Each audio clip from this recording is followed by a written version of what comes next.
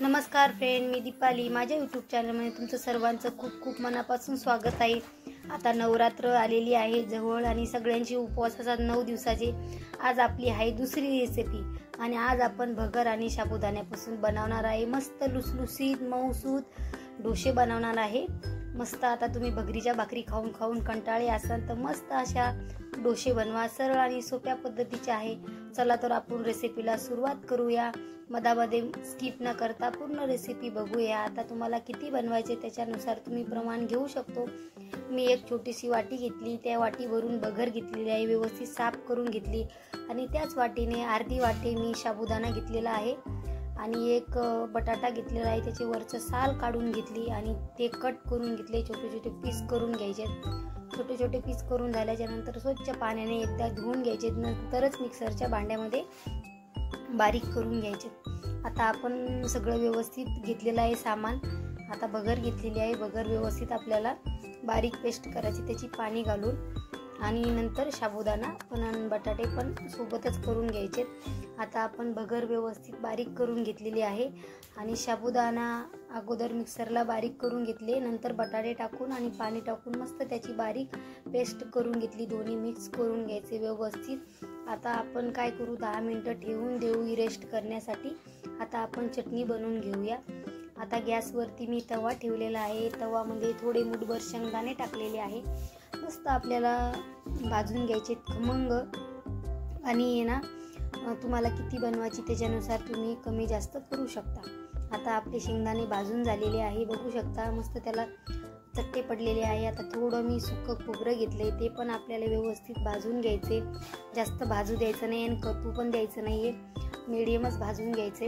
आता भाजून झाल्याच्या नंतर ते पण काढून घेऊया. आता त्याच्यामध्ये ना शेंगदाण्यामध्ये तेल टाकलेलं ना खोबऱ्यामध्ये तेल टाकलेलं मस्त आता भाजून झालेलं आहे. ते साईडला ठेवून घेतलं आणि आपलं बेटर पण रेडी झालेलं आहे. त्याच्यामध्ये आता अगोदर चटणी बनवून घेऊया, नंतर आपण डोसे बनवूया. आता शेंगदाणे मी सगळी त्याची साल काढून घेतली. व्यवस्थित साल काढून झाल्याच्या नंतर मिक्सरच्या भांड्यामध्ये टाकलेली आहे शेंगदाणे आणि खोबरं, 2-3 लसणाच्या पाकळ्या आणि 3 मिरच्या टाकल्या. तुमच्या तिखटनुसार तुम्ही टाकू शकता आणि ते पण पाणी घालून मस्त मिक्सरला बारीक करून घेतलंय. कन्सिस्टन्सी बघू शकता कशी आहे.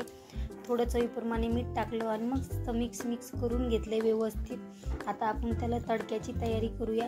आता मी गॅसवरती तडका पॅन ठेवला, त्याच्यामध्ये तेल टाकलं, मस्त जिरे तळून घेतले आणि त्याच्यावर मस्त फोडणी टाकून घेतली गरम गरम.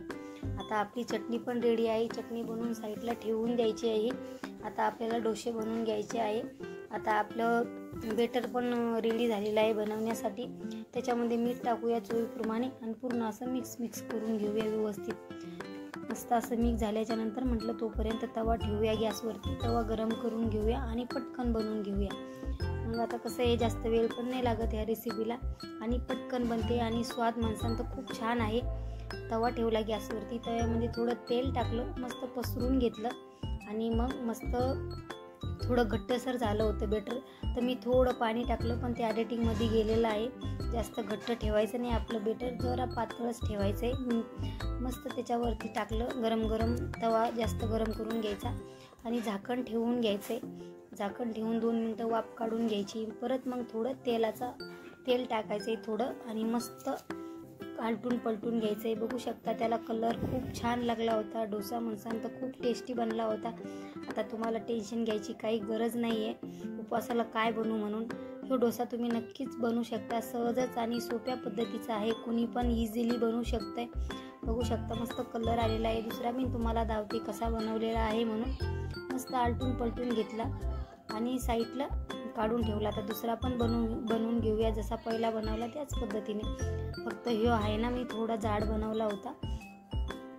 मस्त त्याला पण तेल टाकून घेऊया आणि आलटून पलटून करून घेऊया. तुम्ही पण असे डोसे नक्की बनवून खा. चटणीसोबत माणसांना तर खूप छान लागलेले, असे जाळीदार आणि मार्केटसारखेच बनले होते. जसे तर आपण बाहेरून घेतलेले आहे तसेच बनवा घरच्या घरी उपवासासाठी. बघू शकता याला मस्त सुरेख कलर आलेला आहे आणि खायला पण चवदार आणि स्वादिष्ट आहे. मस्त तुम्हाला चटणी नसन बनवायची तर तुम्ही दह्यासोबत पण खाऊ शकता, पण मी चटणी सगळं पण बनवलेलं आहे. चटणीसोबत तर खूप छान लागते. चला आता आपला डोसा आणि चटणी रेडी आहे। माझ्या रेसिपी जर आवडत असेल तुम्हाला लाईक शेअर सबस्क्राईबर करायला विसरू नका। आणि आपल्या नवनवीन रेसिपी येणारच आहे आपल्या चॅनलवरती, नक्की जाऊन बघा। धन्यवाद।